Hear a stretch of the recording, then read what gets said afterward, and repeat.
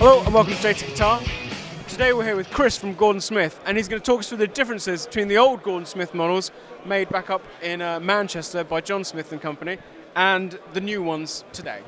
Hey Chris, how you doing, mate? I'm very well, thank you. How are yourself? I'm pretty good, thank you. So firstly, this is my Gordon Smith, and I absolutely worship this guitar. I love it. But can you tell me a little bit more about it? Yes, of course. If we start with the woods first of all, so the main body wood for this is Spanish cedar. It's a two-piece construction. It's not centre joined, as you can see. The sort of joint is running down there. The neck itself as well is also Spanish cedar. Again, it's four parts, this neck. You've got the main core, you've got two wings, and you've got a separate glued heel block just there. When we go to the top, so the construction of the top, the carve, it is a veneer top, so this isn't a solid cap. This carve here is a white wood. It's probably pine or spruce, I would imagine. It's very difficult for me to sort of say either way. You have looks like a flame maple or a flame sycamore veneer on top.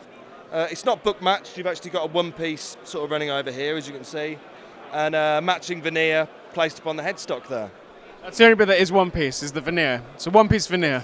Yes, one-piece veneer, that's right. I thought it was mahogany and maple. Well, I remember when I got this, I thought it was a solid block of flame maple, and I even bragged at how it was one piece of maple, because you can't see this block, but it's not.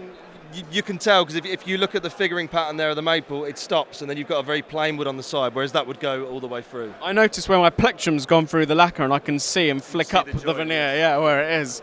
But nonetheless, it sounds fantastic, this guitar. I absolutely worship it. It is my go-to guitar. But what do we have on the new guitars then? What's the difference? Okay then, so this is what we call our Heritage Spec Graduate. So if we go to the body woods on the back, so we have African mahogany on here, single piece body, okay. To the neck, single piece neck, no scarf joint, no wings, literally is what you see, one single piece of wood. We go around to the front, fingerboard's ebony. The cap on this guitar is actually also mahogany. Now, this is also a veneer on this particular one. We do solid caps as well, but just for the purpose of comparison, this one is also a veneer. This is a piece of book-matched Pomeli Sapele, which is on the top here.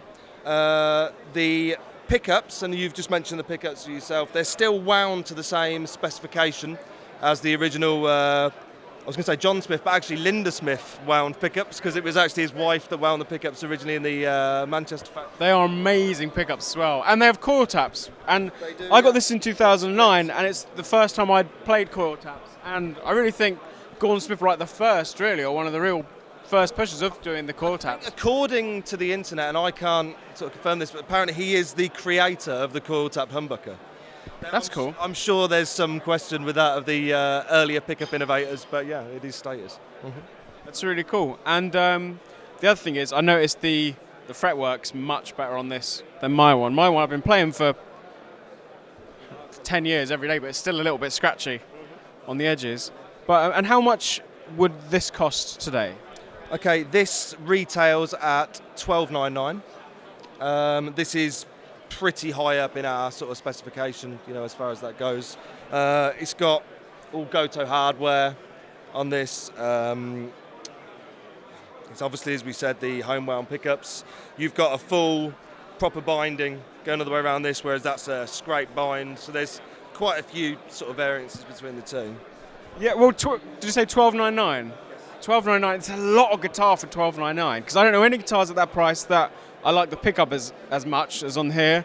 And this was $900 in 2009, so it's pretty similar in price. And this one's not as well, or as, you know, refinedly made. This is certainly higher just through the materials used. They're still handmade in the same nature as John Smith did. We have no CNC machines, no automation, and everything is done by a very, very small group of really talented guys and girls. That's really great. Well, thank you so much for talking us through the differences, and now we'll plug them in and have a play, see what they sound like together. But thanks so much for talking to me, Chris. Thank you.